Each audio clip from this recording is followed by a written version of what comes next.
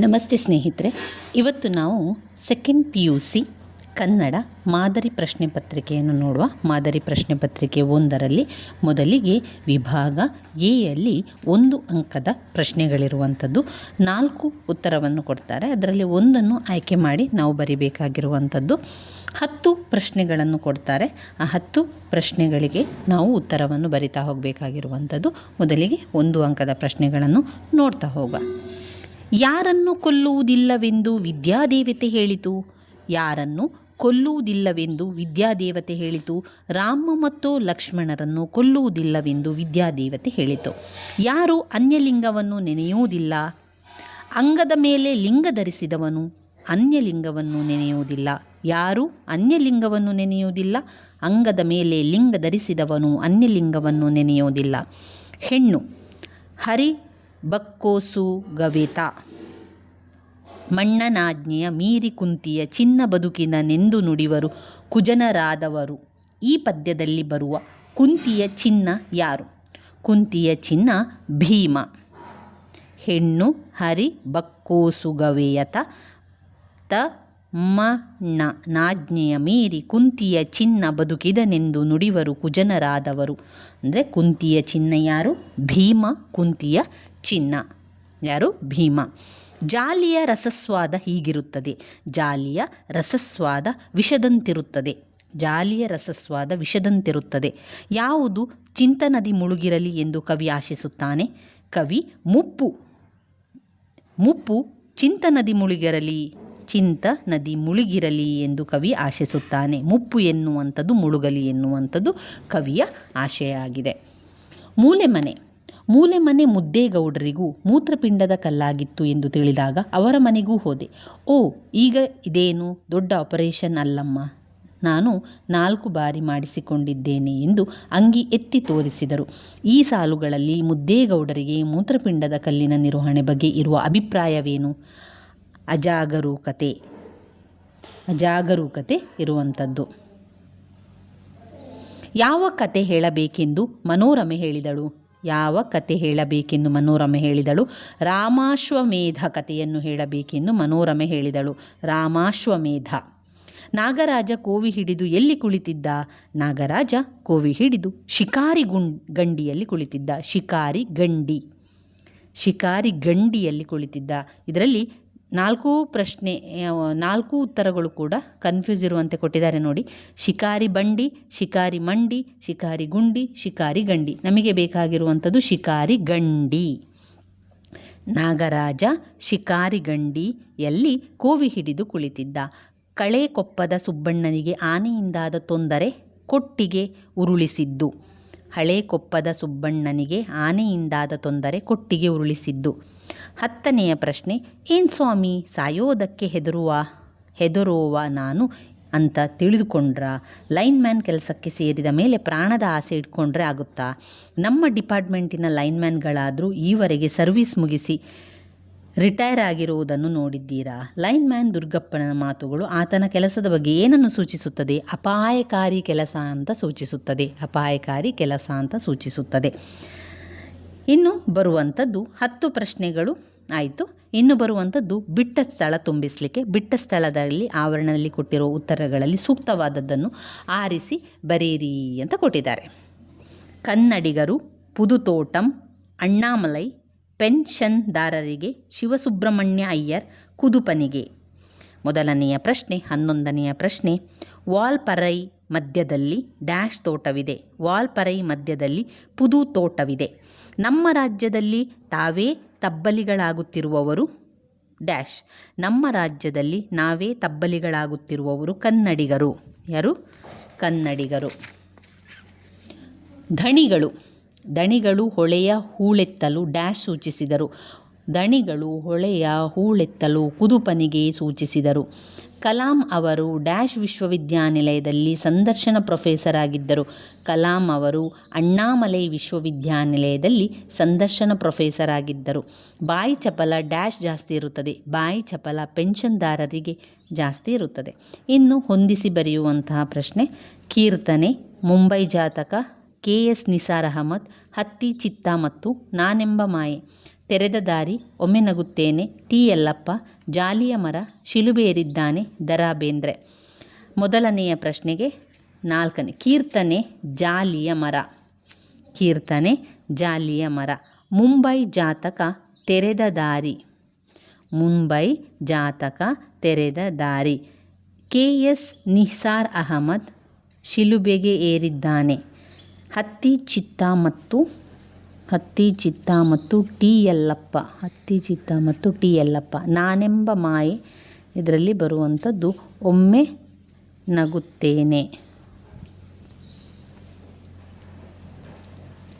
ಇನ್ನು ವಿಭಾಗ ಆ ಬರುವಂಥದ್ದು ಅಂದರೆ ಇಲ್ಲಿ 2 ಅಂಕದ ಪ್ರಶ್ನೆಗಳನ್ನು ಕೊಡುವಂಥದ್ದು. 2 ಅಂಕದ ಪ್ರಶ್ನೆಗಳು, 3 ಪ್ರಶ್ನೆಗಳಿಗೆ ಉತ್ತರವನ್ನು ಬರೀಬೇಕು. 2 ಅಂಕದ ಪ್ರಶ್ನೆಗಳಲ್ಲಿ ಮೊದಲನೆಯ ಪ್ರಶ್ನೆ, ರಾವಣನಿಗೆ ಸೀತೆಯ ಬಗ್ಗೆ ವೈರಾಗ್ಯ ಮೂಡಿದ ಸಂದರ್ಭವನ್ನು ವಿವರಿಸಿ.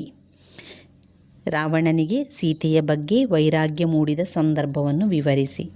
ಸೀತೆಯು ರಾವಣನ ಕಣ್ಣೆದುರಲ್ಲೇ ಮೂರ್ಛೆ ತಪ್ಪಿ ಕೆಳಗೆ ಬಿದ್ದಾಗ ರಾವಣನಿಗೆ ಸೀತೆಯಲ್ಲಿ ವೈರಾಗ್ಯ ಮೂಡಿತು.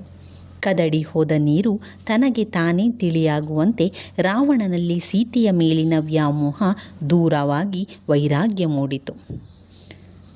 ಕೋಲ ಲಕ್ಷ್ಮಣರೆಂದು ದ್ರೌಪದಿ ಯಾರನ್ನು ಕುರಿತು ಹೇಳಿದ್ದಾಳೆ? ಕೊಲ ಲಕ್ಷಮರೆಂದು. ನಕುಲ ಮತ್ತು ಸಹದೇವರನ್ನು ಕುರಿತು ಕೀಚಕನೆಂಬ ನಾಯಿಯನ್ನು ಕೊಲ್ಲಲು ಅಸಮರ್ಥರೆಂದು ದ್ರೌಪದಿ ಹೇಳಿದ್ದಾಳೆ. ನಕುಲ ಮತ್ತು ಸಹದೇವರನ್ನು ಕುರಿತು ಕೀಚಕನೆಂಬ ನಾಯಿಯನ್ನು ಕೊಲ್ಲಲು ಅಸಮರ್ಥರೆಂದು ದ್ರೌಪದಿ ಹೇಳಿದ್ದಾಳೆ. ಬೆಳಕು ಬೇಟೆಗಾರ ಹೇಗೆ ಬರುತ್ತಾನೆ? ಬೆಳಕು ಬೇಟೆಗಾರ ಹೇಗೆ ಬರುತ್ತಾನೆ? ಮೂಡಲದ ಕಣ್ಣು ತೆರೆದಾಗ ಕತ್ತಲೆ ಕಳೆದು ನಕ್ಷತ್ರಗಳು ಜಾರಿ ಆಕಾಶದ ಬಣ್ಣ ರಂಗೇರಿದಾಗ ಮನ್ಮಥ ಜೇನ್ನೊಣದ ಹೆದೆಗೆ ಹೂಬಾಣ ಹೂಡಿ ಬರುತ್ತಾನೆ. ಆಗ ಗುಡಿ ಗೋಪುರಕ್ಕೆ ಬಲೆ ಬೀಸಿದಂತೆ ಬೆಳಕು ಬೇಟೆಗಾರನ ಆಗಮನವಾಗುತ್ತದೆ. 20ನೆಯ ಪ್ರಶ್ನೆ, ಶಿಲುಬೆಗೇರಿದ ಯೇಸುವಿನ ದೇಹ ಯಾರಿಗೆ ಏನನ್ನು ಅನ್ನುವಂತಿದೆ? ಶಿಲುಬೆಗೇರಿದ ಯೇಸುವಿನ ದೇಹ ತನ್ನನ್ನು ಶಿಲುಬೆಗೇರಿಸಿ ಬರಬ್ಬನ ವಕಾಲತ್ತು ವಹಿಸಿದವರಿಗೆ, ಎಡಕ್ಕೊಬ್ಬ ಬಲಕ್ಕೊಬ್ಬ ಕಳ್ಳರನ್ನು ತೂಗಿ ಸನ್ಮಾನಿಸಿದವರಿಗೆ, ಮನ್ನಿಸಲಿ ನಿಮ್ಮನ್ನು ಆ ದೇವರೇ ಅನ್ನುವಂತಿದೆ. ಇಲ್ಲಿ ಮತ್ತೆ 2 ಅಂಕದ ಪ್ರಶ್ನೆಗಳನ್ನು ಕೊಟ್ಟಿದ್ದಾರೆ. ಇಲ್ಲಿ 2 ಪ್ರಶ್ನೆಗಳಿಗೆ ಉತ್ತರವನ್ನು ಬರೀಬೇಕಾಗಿರುವಂಥದ್ದು. ಅನ್ಯ ಡಾಕ್ಟರುಗಳು ಬಸಲಿಂಗನ ಕಾಯಿಲೆ ಬಗ್ಗೆ ಏನೆಂದು ಪ್ರತಿಕ್ರಿಯಿಸಿದರು? ಅನ್ಯ ಡಾಕ್ಟರುಗಳು ಬಸಲಿಂಗನ ಕಾಯಿಲೆ ನೋಡಿ ಇದಕ್ಕೆ ಆಪರೇಷನ್ನೇ ಬೇಕಿಲ್ಲ, ಡಾಕ್ಟರ್ ತಿಮ್ಮಪ್ಪನಿಗೆ ಬುದ್ಧಿ ಇಲ್ಲ, ಅದಕ್ಕೆ ಆಪರೇಷನ್ ಮಾಡಿದ್ದಾರೆ ಎಂದು ಹೇಳಿದರು. 22ನೆಯ ಪ್ರಶ್ನೆ, ತ್ರಿಭಾಷಾ ಸೂತ್ರದ ಬಳಕೆ ಹೇಗಿರಬೇಕು? ಕೇಂದ್ರ ಸರಕಾರದ ಎಲ್ಲ ಸೂಚನೆಗಳು, ಎಲ್ಲ ಫಾರಂಗಳು, ಎಲ್ಲ ಬರವಣಿಗೆಯ ವ್ಯವಹಾರಗಳು ಕ್ರಮವಾಗಿ ಪ್ರಾದೇಶಿಕ ಭಾಷೆ ಹಿಂದಿ ಮತ್ತು ಇಂಗ್ಲಿಷ್ನಲ್ಲಿರಬೇಕು. ಇದೇ ತ್ರಿಭಾಷಾ ಸೂತ್ರದ ಬಳಕೆ. 23ನೆಯ ಪ್ರಶ್ನೆ, ಕಲಾಂ ಅವರು ಬಂಡೆಗಳ ಬಸಿರಲ್ಲಿ ಕಂಡದ್ದೇನು? ಕಲಾಂ ಅವರು ಬಂಡೆಗಳ ಬಸಿರಲ್ಲಿ ಕಂಡದ್ದೇನು? ಕಲಾಂ ಒಬ್ಬ ಶಿಲ್ಪಿಯಂತೆ ಬಂಡೆಯಲ್ಲಡಗಿರುವ ಶಿವಶಕ್ತಿಯನ್ನು ಕಾಣುತ್ತಾರೆ. ಬಂಡೆಗಳ ಬಸಿರಲ್ಲಿ ಶಿವನ ನಿಹಿತ ಶಕ್ತಿಯನ್ನು ಕಂಡರು ಕಲಾಂ. ಕ್ಷಿಪಣಿ ರೂಪದಲ್ಲಿ ಶಕ್ತಿ ಹೊರಬರಲು ಕಂಪಿಸುತ್ತಿರುವಂತೆ ಅವರ ಒಳಗಣ್ಣು ಬಂಡೆಯನ್ನು ನೋಡಿತು. 24ನೆಯ ಪ್ರಶ್ನೆ, ಪಟ್ಟಣದ ಹೋಟೆಲಿನ ಕಟ್ಟಡ ಹೇಗಿದೆ? ಪಟ್ಟಣದ ಹೋಟೆಲುಗಳಲ್ಲಿ ಮನವನ್ನಾಕರ್ಷಿಸುವ ಭವ್ಯ ಕಟ್ಟಡಗಳಿವೆ. ನಡೆದರೆ ಕಾಲು ಜಾರುವ ಫರಸಿನ ನೆಲವಿದೆ. ಕುರ್ಚಿ, ಫ್ಯಾನ್, ಟೇಬಲ್, ಶುಭ್ರ ಸಮವಸ್ತ್ರದ ಮಾಣಿಯು ಅದರಲ್ಲಿರುತ್ತಾರೆ. ಇನ್ನು ಬರುವಂಥದ್ದು ಯಾವುದಾದರೂ 3 ಪ್ರಶ್ನೆಗೆ ಉತ್ತರವನ್ನು ಬರೀಲಿಕ್ಕಿರುವಂಥದ್ದು. ಅದು ಕೂಡ 2-3 ವಾಕ್ಯಗಳಿಗೆ ಉತ್ತರಿಸಬೇಕು. ಇಲ್ಲಿ ಕೂಡ 2 ಅಂಕದ ಪ್ರಶ್ನೆಗಳಿರುವಂಥದ್ದು. ದುರ್ಗಪ್ಪ ಏಕೆ ಬಂದಿರಬಹುದೆಂದು ನಿರೂಪಕರು ಯೋಚಿಸಿದರು? ದುರ್ಗಪ್ಪ ಏಕೆ ಬಂದಿರಬಹುದೆಂದು ನಿರೂಪಕರು ಯೋಚಿಸಿದರು. ದುರ್ಗಪ್ಪ ಇನಾಮು ಕೇಳಲೋ ಅಥವಾ ಚಂದಾ ವಸೂಲಿಗೋ ಇಲ್ಲವೇ ಮನೆ ಉಪಯೋಗಕ್ಕೆ ಕಾಫಿ ಬೀಜ ಕೇಳಲು ಏಲಕ್ಕಿಗೋ ಬಂದಿರಬಹುದೆಂದು ನಿರೂಪಕರು ಯೋಚಿಸಿದರು. 26ನೆಯ ಪ್ರಶ್ನೆ, ಕಾಡಾನೆಗಳ ಹಾವಳಿಗೆ ಪ್ರಕಾಶ್ ನೀಡಿದ ಕಾರಣಗಳೇನು? ಇಕಾಲಜಿಸ್ಟ್ ಪ್ರಕಾಶ್ ಮೂಡಿಗೆರೆಯಲ್ಲಿ ಭಾಷಣ ಮಾಡುತ್ತಾ ಅರಣ್ಯ ಇಲಾಖೆಯವರು ಕಾಡಿನ ಮರಗಳನ್ನು ತೆಗೆದು ನೀಲಗಿರಿ, ಅಕೇಶಿಯಾ ಮುಂತಾದ ಆನೆಗಳಿಗೆ ನಿರುಪಯುಕ್ತ ಮರಗಳನ್ನು ಬೆಳೆಸುತ್ತಿರುವುದರಿಂದ ಕಾಡಾನೆಗಳು ಊರಿನ ಕಡೆಗೆ ಬಂದು ಹಾವಳಿ ನೀಡಲು ಆರಂಭಿಸಿದೆ ಎಂದು ಹೇಳಿದರು. 27ನೇ ಪ್ರಶ್ನೆ, ನಾಗರಾಜ ದುರ್ಗಪ್ಪನ ಮೇಲೆ ಏನೆಂದು ರೇಗಿದನು? ಆನೇ ಮರದ ಕೊಂಬೆ ಬೀಳಿಸಿದ್ದನೆಂದು ದುರ್ಗಪ್ಪ ಪದೇ ಪದೇ ಹೇಳುವುದನ್ನು ನೋಡಿ ರೇಗಿದ ನಾಗರಾಜ, ಹಾಗಂತ ಹೇಳಿಕೆ ಬರ್ಕೊಡ್ತೀಯಾ? ಹಾಗಿದ್ರೆ ಹೇಳು, ಅದನ್ನು ಎಳಕೊಂಡು ಬಂದು ಅಂಬಾಸಿಡರ್ ಕಾರಿನ ಜೊತೆ ಕಟ್ಟಾಕಿ ಬರೆ ಹಾಕಿಬಿಡ್ತೀನಿ. ನಿನ್ನ ಪುಕಾರೇನಿದ್ರೂ ಬರವಣಿಗೆಯಲ್ಲಿ ಇರಬೇಕು, ಹಾಗಿದ್ರೆ ಮಾತ್ರ ನಾನು ಆ್ಯಕ್ಷನ್ ತಗೊಳ್ಳೋದು ಎಂದು ಗುಡುಗಿದರು. 28ನೇ ಪ್ರಶ್ನೆ, ಜಬ್ಬಾರ ನಿರೂಪಕರಿಗೆ ಅಂಚೆ ವಿಲೇವಾರಿ ಬಗ್ಗೆ ಅಸಡ್ಡೆಯಿಂದ ಏನು ಹೇಳಿದ?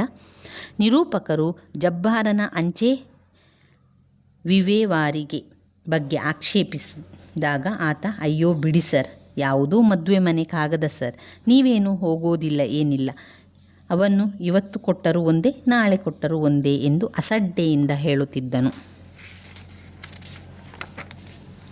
ಇನ್ನು ಬರುವಂತಹ ಪ್ರಶ್ನೆಗಳು ನಮಗೆ 3 ಅಂಕದ ಪ್ರಶ್ನೆಗಳು, 2 ವಾಕ್ಯಗಳ ಸಂದರ್ಭ ಸೂಚಿ, ಸಂದರ್ಭ ಸ್ವಾರಸ್ಯದ ಪ್ರಶ್ನೆಗಳು ಬರೆಯುವಂಥದ್ದು ವಿಭಾಗ ಇಯಲ್ಲಿ.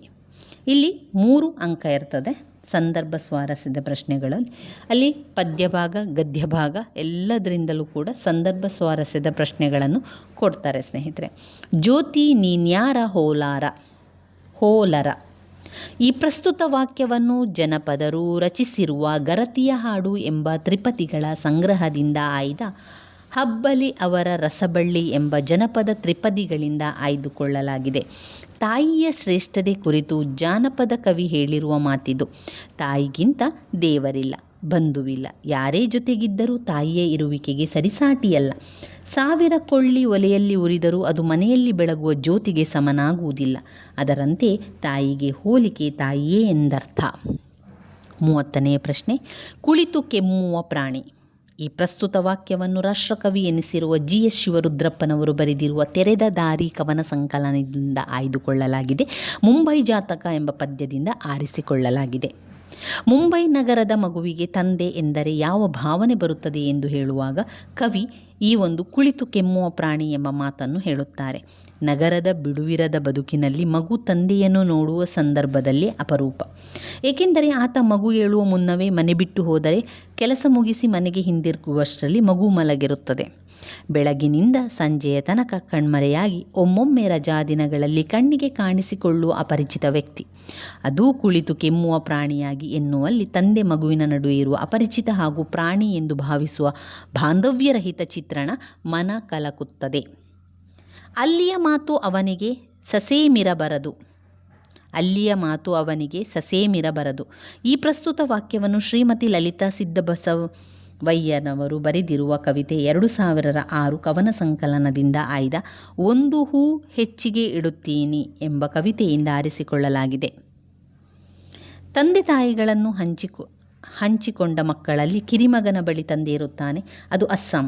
ಅಲ್ಲಿನ ಭಾಷೆ ಸ್ವಲ್ಪವೂ ಅರಿಯದ ತನ್ನ ಗಂಡನ ಬಗ್ಗೆ ಹೇಳುವಾಗ ಈ ಮಾತು ಬಂದಿದೆ. ದೂರದ ಅಸ್ಸಾಮಿನಲ್ಲಿ ಮಗ ಸೊಸೆ ಮನೆಯಿಂದ ಹೊರಟ ಮೇಲೆ ಆತನಿಗೆ ಕನ್ನಡದಲ್ಲಿ ಮಾತನಾಡಿ ಬಾಯಿ ತುರುಕಿ ತೀರಿಸಿಕೊಳ್ಳುವುದಕ್ಕೆ ಮುದುಕಿಯೊಂದಿಗೆ ಫೋನಿನಲ್ಲಿ ಮಾತನಾಡುತ್ತಾ ಹಾತೊರೆಯುತ್ತಾನೆ. ಮುದುಕಿಯೊಂದಿಗೆ ಮಾತನಾಡುವಾಗ ಅವನು ಮಾತಾಡುತ್ತಲೇ ಇರು, ಮಾತೇ ಮರೆತು ಹೋಗಿದೆ ಎನ್ನುವಾಗ ಮುದುಕಿ ನೆನಪಿಸಿಕೊಳ್ಳುವ ಸಂದರ್ಭದ ಮಾತಿದು. ಕಂಡು ಕೇಳರಿಯದ ಪ್ರದೇಶದಲ್ಲಿ ಏಕಾಂಗಿ ಜೀವನ ಸಾಗಿಸುವ ಅನಿವಾರ್ಯತೆಯನ್ನು ಪ್ರತಿಬಿಂಬಿಸುವ ಸ್ವಾರಸ್ಯ ಈ ಒಂದು ವಾಕ್ಯದಲ್ಲಿದೆ. ಇನ್ನು ಬರುವಂಥದ್ದು ಕೂಡ ಸಂದರ್ಭ ಸ್ವಾರಸ್ಯದ ಪ್ರಶ್ನೆಗಳು. ಯಾವುದಾದರೂ ಒಂದು ವಾಕ್ಯದ ಸಂದರ್ಭ ಸೂಚಿ ಸ್ವಾರಸ್ಯವನ್ನು ಬರೀರಿ ಅಂತ ಕೇಳಿದ್ದಾರೆ. ಇಲ್ಲಿ 1ಕ್ಕೆ 3 ಅಂಕವನ್ನು ಕೊಟ್ಟಿದ್ದಾರೆ, ನಿಗದಿ ಮಾಡಿದ್ದಾರೆ. ಹಾಡುವುದು ಅವಳಿಗೆ ಅನಿವಾರ್ಯ, ಅವುಗಳ ಕರ್ಮ. ಈ ಪ್ರಸ್ತುತ ವಾಕ್ಯವನ್ನು ಕೃಪಾಕರ ಸೇನಾನಿ ಕೆ ಪುಟ್ಟಸ್ವಾಮಿ ಬರೆದಿರುವ ಜೀವಜಾಲ ಕೃತಿಯಿಂದ ಆರಿಸಿರುವ ವಾಲ್ಪರೈ ಅಭಿವೃದ್ಧಿ ತಂಡ ದುರಂತ ಎಂಬ ಗದ್ಯ ಲೇಖನದಿಂದ ಆರಿಸಿಕೊಳ್ಳಲಾಗಿದೆ. ವಾಲ್ಪರೈ ಅಭಿವೃದ್ಧಿ ತಂದ ದುರಂತ. ವಿಷಲಿಂಗ್ ಥ್ರಶ್ಗಳ ಹೀನಾಯ ಸ್ಥಿತಿಯನ್ನು ವಿವರಿಸುತ್ತಾ ಲೇಖಕರು ಈ ಮಾತನ್ನು ಹೇಳುತ್ತಾರೆ. ವಾಲ್ಪೈರ್ನ ಅಭಿವೃದ್ಧಿ ಅಲ್ಲಿನ ಅನೇಕ ಜೀವಸಂಕುಲಗಳ ಮೇಲೆ ದುಷ್ಪರಿಣಾಮಗಳನ್ನು ಬೀರಿದೆ. ಅವುಗಳಲ್ಲಿ ಹಾಡು ಹಕ್ಕಿಗಳು ಬದುಕುಳಿಯುವ ಛಲ ಕೊಟ್ಟಿದೆ. ಹಸಿರು ಪಾಚಿಗಳನ್ನು ಹೊದ್ದು ಸ್ವಚ್ಛ ನೀರಿನಲ್ಲಿ ಬದುಕು ಸಾಗಿಸುತ್ತಿದ್ದವು ಅಭಿವೃದ್ಧಿಯ ದೆಸೆಯಿಂದ ಕೊಳಚೆ ನೀರಿನ ಚರಂಡಿಗಳಲ್ಲಿ ನೆಲೆ ಕಂಡುಕೊಂಡು ನೋವಿನ ನಡುವೆಯೂ ರಾಗವಾಗಿ ಹಾಡುವುದನ್ನು ಬಿಟ್ಟಿಲ್ಲ ಎಂಬುದನ್ನು ವಿವರಿಸುತ್ತಾ ಲೇಖಕರು ಹಾಡುವುದು ಅವುಗಳಿಗೆ ಅನಿವಾರ್ಯ, ಅವುಗಳ ಕರ್ಮ ಎಂದು ಕರುಣೆಯ ನುಡಿಗಳನ್ನಾಡಿದ್ದಾರೆ. 33ನೆಯ ಪ್ರಶ್ನೆ, ಈ ಅದೃಷ್ಟ ನಿಮಗೂ ಇತ್ತಲ್ಲೇ? ಈ ಪ್ರಸ್ತುತ ವಾಕ್ಯವನ್ನು ಸ್ತ್ರೀ ಸಂವೇದನಾ ಕಥೆಗಾರ್ತಿಯಾದ ಶ್ರೀಮತಿ ನೇಮಿಚಂದ್ರ ಅವರು ಬರೆದಿರುವ ಬದುಕು ಬದಲಿಸಬಹುದು ಬರಹದಿಂದ ಆರಿಸಿಕೊಂಡಿರುವ ಆಯ್ಕೆ ಇದೆ ನಮ್ಮ ಕೈಯಲ್ಲಿ ಎಂಬ ಲೇಖನ ಗದ್ಯದಿಂದ ಆಯ್ದುಕೊಳ್ಳಲಾಗಿದೆ. ಈ ಮಾತನ್ನು ಲೇಖಕಿ ತಮ್ಮ ಗೆಳತಿ ಸೀತಾಗೆ ಹೇಳುತ್ತಾರೆ. ಲೇಖಕಿ ಮತ್ತು ಅವರ ಗೆಳತಿ ಸೀತಾಗೆ ಓದಿಸುವ ಅಪ್ಪಂದಿರಿದ್ದರೂ ಸೀತಾ ಮಾತ್ರ ಓದಿನಲ್ಲಿ ಆಸಕ್ತಿ ತೋರಿಸದೆ ವಿವಾಹವಾಗಿ ಬದುಕನ್ನು ಕಷ್ಟಕ್ಕೀಡು ಮಾಡಿಕೊಂಡಳು. ಆದರೆ ಲೇಖಕಿ ಓದಿ ಇಂಜಿನಿಯರ್ ಆಗಿ ಸ್ವಂತ ಮನೆ ಮಾಡಿಕೊಂಡಿದ್ದನ್ನು ಕಂಡ ಗೆಳತಿ ಸೀತಾ, ನೀನು ತುಂಬ ಅದೃಷ್ಟವಂತೆ ಎಂದಾಗ ಅದಕ್ಕೆ ಉತ್ತರಿಸುತ್ತಾ, ವಿದ್ಯಾವಂತರ ಮನೆಯಲ್ಲಿ ಹುಟ್ಟಿದ್ದು, ಎಷ್ಟು ಬೇಕಾದರೂ ಓದಿಸುತ್ತೇನೆ ಎನ್ನುವ ಅಪ್ಪ ಇದ್ದದ್ದು ನನ್ನ ಅದೃಷ್ಟ ಎಂದು ಹೇಳಿ ಲೇಖಕಿಯು ಈ ಅದೃಷ್ಟ ನಿನಗೂ ಇತ್ತಲ್ಲೇ ಎಂದು ನೆನಪಿಸುವ ಸಂದರ್ಭವಿದು.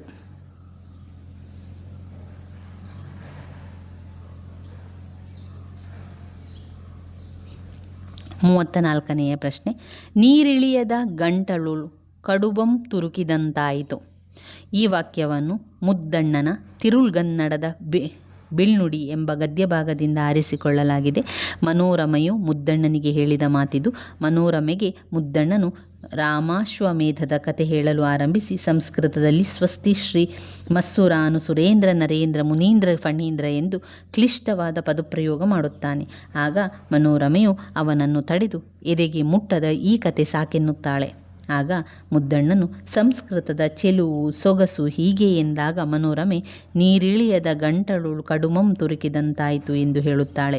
ಕನ್ನಡದ ಸೊಬಗನ್ನೇ ಅರಿಯಲು ಸಮರ್ಥಳಲ್ಲದ ನನಗೆ ಸಂಸ್ಕೃತದ ಸೊಬಗನ್ನು ಅರಿಯಲಾದೀತೆ ಎನ್ನುವ ಮನೋರಮೆಯ ಮಾತಿನಲ್ಲಿ ಸಹೃದಯನ ಮನದಿಂಗಿತವಿದೆ. ಸಂದರ್ಭೋಚಿತವಾಗಿ ಗಾದೆ ನುಡಿಕಟ್ಟುಗಳನ್ನು ಬಳಸುವ ಸಾಮರ್ಥ್ಯ ಮನೋರಮೆ ಬಲ್ಲಳು ಎಂಬ ಸ್ವಾರಸ್ಯ ಇಲ್ಲಿದೆ. ಇನ್ನು ಬರುವಂತಹ ಪ್ರಶ್ನೆ ಕೂಡ ಸಂದರ್ಭ ಸ್ವಾರಸ್ಯದ ಪ್ರಶ್ನೆಗಳು. ಇಲ್ಲಿ ಯಾವುದಾದ್ರೂ ಒಂದು ವಾಕ್ಯಕ್ಕೆ ಉತ್ತರವನ್ನು ಬರಿಬೇಕಾಗಿರುವಂಥದ್ದು 2 ಪ್ರಶ್ನೆಯನ್ನು ಕೊಟ್ಟಿರ್ತಾರೆ. ಹೊರಗಡೆಯಿಂದ ಎಕ್ಸ್ಪೋರ್ಟ್ ಆದವು. ಪ್ರಸ್ತುತ ವಾಕ್ಯವನ್ನು KP ಪೂರ್ಣಚಂದ್ರ ತೇಜಸ್ವಿಯವರು ಬರೆದಿರುವ ಕಿರುಗೂರಿನ ಗಯ್ಯಾಳಿಗಳು ಕಥಾಸಂಕಲನದಿಂದ ಆಯ್ದಂತಹ ಕೃಷ್ಣೇಗೌಡರ ಆನೆ ಎಂಬ ದೀರ್ಘ ಗದ್ಯದಿಂದ ಆರಿಸಿಕೊಳ್ಳಲಾಗಿದೆ. ಈ ಮಾತನ್ನು ಮುನ್ಸಿಪಾಲಿಟಿ ಪ್ರೆಸಿಡೆಂಟ್ ಖಾನ್ ಸಾಹೇಬ ನಿರೂಪಕರಿಗೆ ಹೇಳುತ್ತಾನೆ. ನಿರೂಪಕನು ಖಾನ್ ಸಾಹೇಬರ ಬಳಿ ನೀವು ಕಂತ್ರಿನಾಯಿ ಹಾವಳಿಯ ಕಡೆ ಗಮನ ಹರಿಸಿ ಸರಿಯಾದ ಕ್ರಮ ತೆಗೆದುಕೊಳ್ಳಬೇಕು ಎಂದಾಗ ಪ್ರೆಸಿಡೆಂಟ್ ಸಾಹೇಬರು, ನನಗೇನು ನಾಯಿಗಳನ್ನು ಕಂಡರೆ ಪ್ರೀತಿನ ಸ್ವಾಮಿ, ನಾವು ಪ್ರತಿ ವರ್ಷ ಪಾಯ್ಸನ್ ಹಾಕಿ 200-300 ನಾಯಿನಾದರೂ ಕೊಲ್ಲುತ್ತೇವೆ. ಆದರೂ ಮೂಡಿಗೆರೆ ಒಳಗೆ ಇನ್ನೂ ತುಂಬ ಕಂತ್ರಿ ನಾಯಿಗಳಿರುವುದು ನಿಜ. ಅವೆಲ್ಲ ಇಲ್ಲಿನ ನಾಯಿಗಳಲ್ಲ, ಹೊರಗಡೆಯಿಂದ ಎಕ್ಸ್ಪೋರ್ಟ್ ಆದವು ಎಂದು ನಾಯಿ ಹೆಚ್ಚಳಕ್ಕೆ ಕಾರಣವನ್ನು ಹೇಳುತ್ತಾನೆ.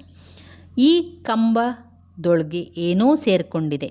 ಪ್ರಸ್ತುತ ವಾಕ್ಯವನ್ನು KP ಪೂರ್ಣಚಂದ್ರ ತೇಜಸ್ವಿಯವರು ಬರೆದಿರುವ ಕಿರುಗೂರಿನ ಗಯ್ಯಾಳಿಗಳು ಕಥಾಸಂಕಲನದಿಂದ ಆಯ್ದಂತಹ ಕೃಷ್ಣೇಗೌಡರ ಆನೆ ಎಂಬ ದೀರ್ಘಗದ್ಯದಿಂದ ಆರಿಸಿಕೊಳ್ಳಲಾಗಿದೆ. ಲೈನ್ಮ್ಯಾನ್ ಶಂಕರಪ್ಪ ಇಂಜಿನಿಯರ್ ರಮೇಶ್ ಬಾಬುಗೆ ಈ ಮಾತನ್ನು ಹೇಳುತ್ತಾನೆ. ರಿಪೇರಿ ಭಂಗಿಯಲ್ಲಿ ಕುಳಿತಿದ್ದ ತಿಮ್ಮಪ್ಪ ಅಕಸ್ಮಾತ್ ಜೀವವಿದ್ದಲ್ಲಿ ಆಸ್ಪತ್ರೆಗೆ ಸೇರಿಸುವ ಉದ್ದೇಶದಿಂದ ಶಂಕರಪ್ಪನಿಗೆ ಕಂಬ ಹತ್ತಿ ನೋಡಲು ರಮೇಶ್ ಬಾಬು ಹೇಳುತ್ತಾನೆ. ಆತ ಅರ್ಧ ಕಂಬ ಹತ್ತುವಷ್ಟರಲ್ಲಿ ಅವನ ಕೈಕಾಲು ಜುಮ್ಮೆಂದು ನಡುಗಿದಂತಾಗಿ ಅಯ್ಯಯ್ಯೋ ಎಂದು ಕಿರುಚಿ ದೊಪ್ಪನೆ ಕೆಳಗೆ ಬೀಳುತ್ತಾನೆ. ರಮೇಶ್ ಬಾಬು ಓಡಿ ಬಂದು ವಿಚಾರಿಸಿದಾಗ ಇದ್ದಕ್ಕಿದ್ದಂಗೆ ಶಿಡ್ಲು ಹೊಡೆದಂಗಾಯ್ತು ಸರ್, ಈ ಕಂಬದ ಒಳಗೆ ಏನೋ ಸೇರಿಕೊಂಡಿದೆ ಎಂದು ಭೂತದರ್ಶನವಾದವನ ತರಹ ತೊದಲುತ್ತಾನೆ. ಇನ್ನು ವಿಭಾಗ ಯಲ್ಲಿ ಬರುವಂಥದ್ದು 2 ಪ್ರಶ್ನೆಗಳಿಗೆ ಉತ್ತರವನ್ನು ಬರೀಬೇಕು. 5-6 ವಾಕ್ಯದಲ್ಲಿ ಉತ್ತರವನ್ನು ಬರೀಬೇಕು. 2-3 ವಾಕ್ಯದಲ್ಲಿ ಅಲ್ಲ, ಇಲ್ಲಿ 5-6 ವಾಕ್ಯದಲ್ಲಿ ಉತ್ತರವನ್ನು ಬರೀಬೇಕಾಗಿರೋದ್ರಿಂದ ಒಂದು ಪ್ರಶ್ನೆಗೆ 4 ಅಂಕಗಳನ್ನು ಇರಿಸಿದ್ದಾರೆ. 2 ಪ್ರಶ್ನೆಗೆ ಉತ್ತರವನ್ನು ಬರೀಲಿಕ್ಕೆ 4 ಅಂಕ ಅಂತ ಹೇಳಿದರೆ 8 ಅಂಕಗಳು ಸಿಗುವಂಥದ್ದು. ಪ್ರಶ್ನೆ 1, ಕದಡಿದ ಸಲಿಲಂ ತಿಳಿವಂದದೆ ಕಾವ್ಯ ಭಾಗದಲ್ಲಿ ಕಂಡುಬರುವ ರಾವಣನ ವ್ಯಕ್ತಿತ್ವವನ್ನು ವಿಮರ್ಶಿಸಿ. ಕದಡಿದ ಸಲಿಲಂ ತಿಳಿವಂದದೆ ಕಾವ್ಯ ಭಾಗದಲ್ಲಿ ರಾವಣನ ವ್ಯಕ್ತಿತ್ವ ಉತ್ತಮವಾಗಿ ಚಿತ್ರಿತವಾಗಿದೆ. ಪರಾಂಗನಾವಿರತಿ ವ್ರತಧಾರಿಯಾದ ರಾವಣನು ವಿಧಿವಶಕ್ಕೊಳಗಾಗಿ ಸೀತೆಯನ್ನು ಅಪಹರಿಸುತ್ತಾನೆ. ವಿದ್ಯಾದೇವತೆಯು ರಾಮ ಲಕ್ಷ್ಮಣರನ್ನು ಕೊಲ್ಲಲಾಗದೆಂದು ಹೇಳಿದ ನಂತರವೂ ಯುದ್ಧೋತ್ಸಾಹದ ವ್ಯಕ್ತಿತ್ವವನ್ನು ರಾವಣ ಪ್ರದರ್ಶಿಸುತ್ತಾನೆ. ಸೀತೆಯನ್ನು ಒಲಿಸಿಕೊಳ್ಳುವ ಸಂದರ್ಭದಲ್ಲಿ ಸೀತೆಯು ದುಃಖದಿಂದ ರಾಮನನ್ನು ಕೊಲ್ಲದಿರೆಂದು ಬೇಡಿಕೊಂಡಾಗ ರಾವಣ ಕ್ಷಮಾಗುಣವನ್ನು ಕಾಣಬಹುದು. ವೈರಾಗ್ಯ ಪರವಶನಾದ ರಾಮನು ಸೀತೆಯ ಬಗೆಗೆ ಕರುಣೆ, ಅನುಕಂಪಗಳನ್ನು ತೋರಿಸುವ ಮಾನವೀಯ ವ್ಯಕ್ತಿತ್ವವನ್ನು ತೋರಿಸುತ್ತಾನೆ. ವಿಭೀಷಣನನ್ನು ನಿಂದಿಸಿದ ಬಗೆಗೆ ಪಶ್ಚಾತ್ತಾಪ ಪಡುತ್ತಾನೆ. ಅಂತಿಮವಾಗಿ ಉದಾತ್ತ ಭಾವನೆಯಿಂದ ಸೀತೆಯನ್ನು ರಾಮನಿಗೊಪ್ಪಿಸುವ ನಿರ್ಧಾರಕ್ಕೆ ಬರುತ್ತಾನೆ. ಆದರೆ ಅಲ್ಲಿಯೂ ತನ್ನ ಶಕ್ತಿ, ಸಾಮರ್ಥ್ಯ, ಬಿರುದುಗಳಿಗೆ ಕುಂದುಂಟಾಗದಂತೆ ಯುದ್ಧ ಮಾಡಿ ರಾಮನನ್ನು ಸೆರೆ ಹಿಡಿದು ಅನಂತರ ಸೀತೆಯನ್ನು ಒಪ್ಪಿಸುವ ಅವನ ಧೀರೋದಾತ್ತ ಮತ್ತು ಸ್ವಾಭಿಮಾನದ ವ್ಯಕ್ತಿತ್ವವು ಓದುಗರಾದ ನಮ್ಮ ಮನಸೆಳೆಯುತ್ತದೆ. ಒಟ್ಟಾರೆ ಪ್ರಸ್ತುತ ಕಾವ್ಯಭಾಗದಲ್ಲಿ ರಾವಣನ ಕರುಣಾಮಯಿ, ಉದಾತ್ತ, ಕ್ಷಮಾಗುಣ, ವೀರಧೀರ ವ್ಯಕ್ತಿತ್ವಗಳನ್ನು ಕಾಣಬಹುದಾಗಿದೆ. ಶ್ರೇಷ್ಠವಾದ ವ್ಯಕ್ತಿಗಳಲ್ಲೂ ಮೋಹ, ಮದ, ಸುಕ್ಕು ಇಂತಹ ಕೆಟ್ಟ ಗುಣಗಳಿದ್ದರೂ ಅವು ಅಳಿದು ಅನುಕಂಪ, ಕರುಣೆ, ಪಶ್ಚಾತ್ತಾಪದ ಒಳ್ಳೆಯ ಗುಣಗಳು ಉದಯಿಸುತ್ತದೆ ಎಂಬುದಕ್ಕೆ ರಾವಣನ ದ್ವಿಮುಖ ವ್ಯಕ್ತಿತ್ವವನ್ನು ಕವಿ ಸುಂದರವಾಗಿ ಚಿತ್ರಿಸಿದ್ದಾರೆ. ಪ್ರಶ್ನೆ 38.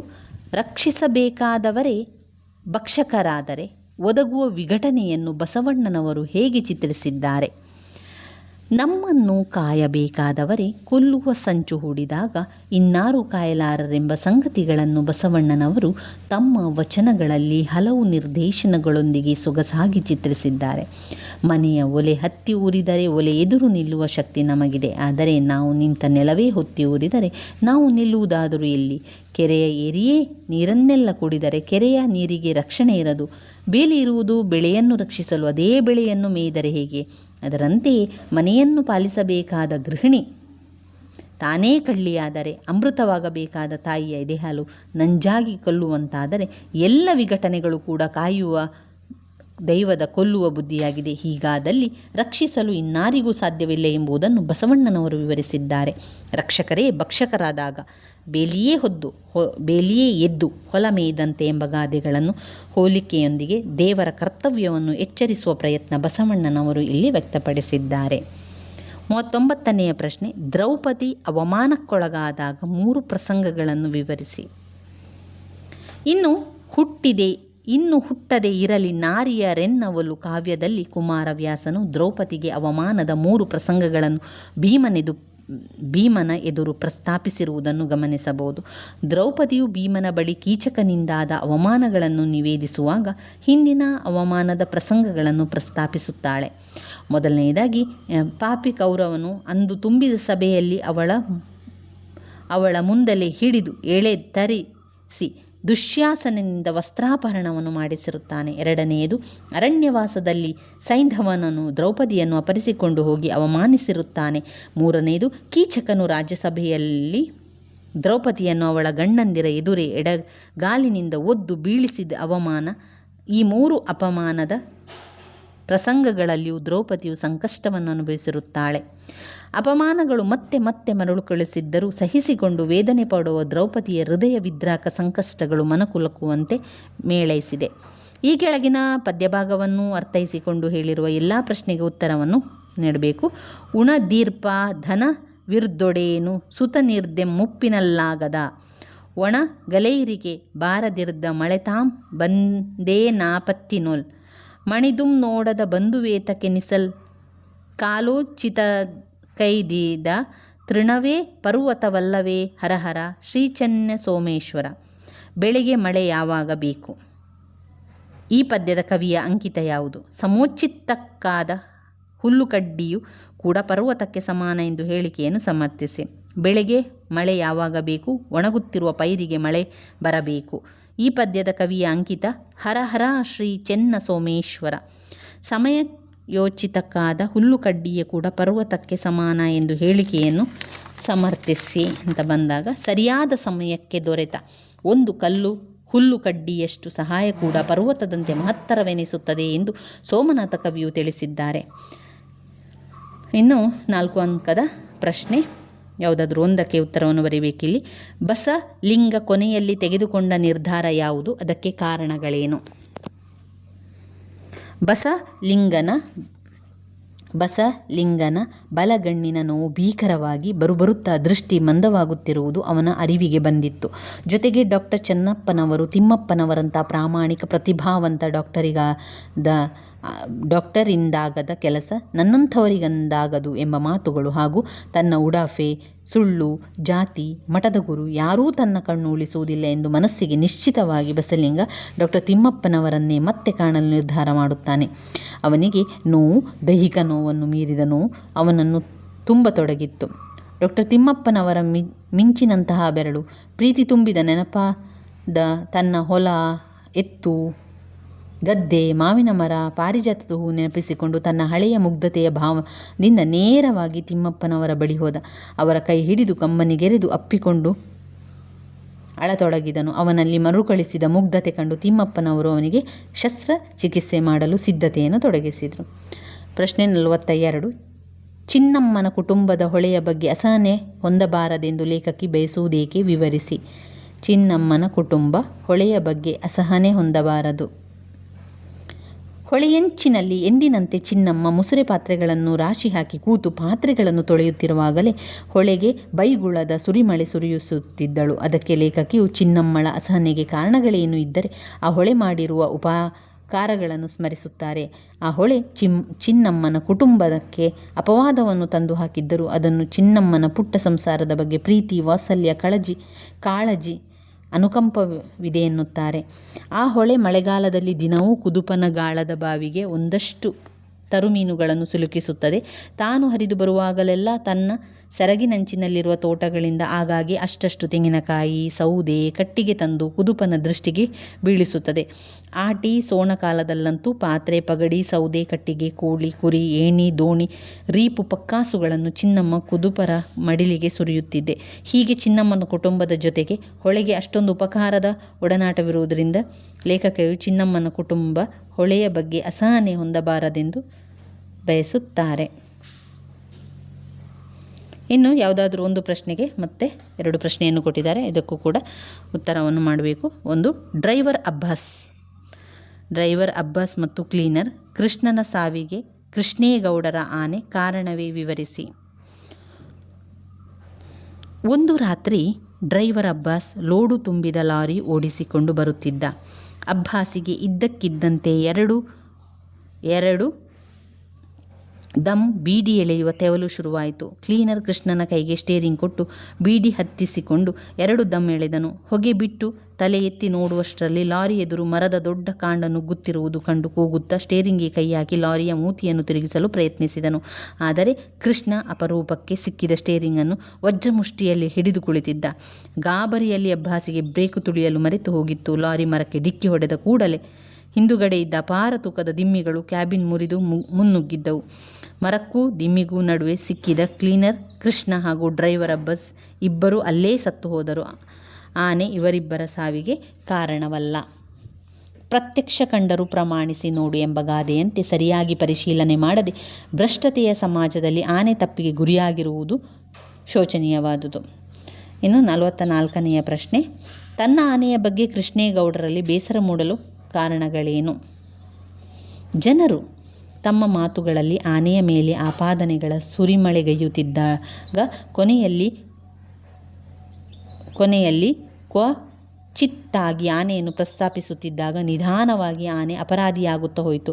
ಲಾರಿ ಡ್ರೈವರ್ ಸಾವಿಗೆ, ಡ್ರೈವರ್ ಅಬ್ಬಾಸ್ ಮತ್ತು ಕ್ಲೀನರ್ ಕೃಷ್ಣರ ಸಾವಿಗೆ, ಲೈನ್ಮನ್ ತಿಮ್ಮಪ್ಪನ ಸಾವಿಗೆ, ಕಾಡಾನೆಗಳ ಹಾವಳಿಗೆ ಎಲ್ಲದಕ್ಕೂ ಕೂಡ ಆನೆ ಕಾರಣ ಎಂದು ಹೇಳತೊಡಗಿದರು. ಕೃಷ್ಣೇಗೌಡರ ಆನೆ ಮಠದಲ್ಲಿರಬೇಕಾದರೆ ಒಬ್ಬ ಆನೆ ಶಾಸ್ತ್ರ ನೋಡುವವರು ಈ ಆನೆಯಿಂದ 5 ಜನ ಪ್ರಾಣ ಕಳೆದುಕೊಳ್ಳುತ್ತಾರೆಂದು ಹೇಳಿದ್ದರು.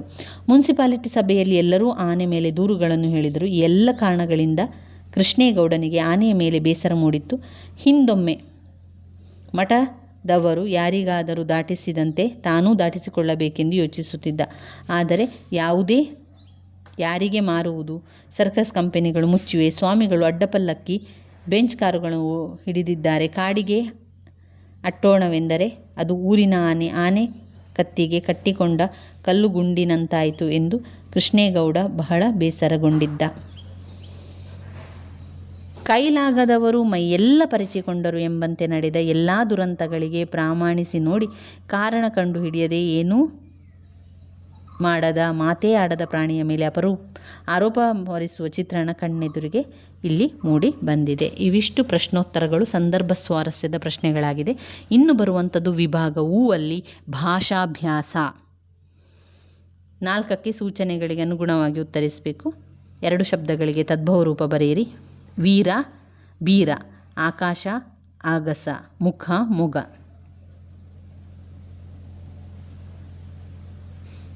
ಕೆಳಗಿನ 2 ಪದಗಳ ಗುಣವಾಚಕಗಳನ್ನು ಗುರುತಿಸಿ ಬರೆಯಿರಿ.